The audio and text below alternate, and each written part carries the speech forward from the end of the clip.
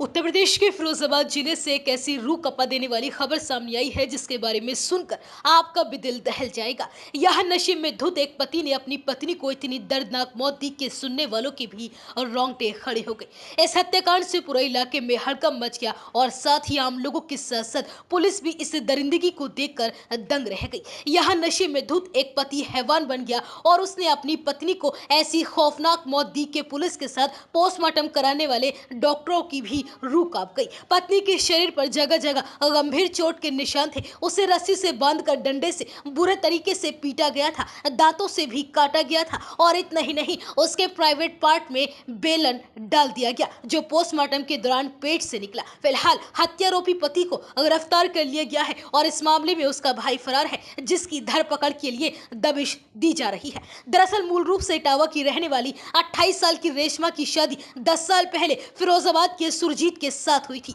शादी के बाद से ही रेशमा की अपने पति सुरजीत से नहीं बन रही थी, क्योंकि सुरजीत नशे का आदी था। बीते सोमवार को भी सुरजीत शराब के नशे में धुत होकर घर पहुंचा था। तभी पत्नी रेशमा से उसकी किसी बात को लेकर बहस हो गई, जिसके बाद सुरजीत ने उसकी बुरी तरह से पिटाई कर दी। उसने रस्सी से रेशमा के हाथ पैर बांध दिए और उसे डंडे से जमकर पीटा। क्रूरता की हद तब हो गई जब उसने रेशमा के प्राइवेट पार्ट में बेलन डाल दिया। पुलिस के मुताबिक उक्त घटना की सूचना मिलने पर पुलिस फोर्स मौके पर गई थी। रेशमा का शव एक चारपाई पर पड़ा था, उसके शरीर पर चोट के निशान थे। वहीं रेशमा का पति सुरजीत मौके से फरार हो चुका था। पुलिस ने शव को कब्जे में लेकर पोस्टमार्टम के लिए भेजा।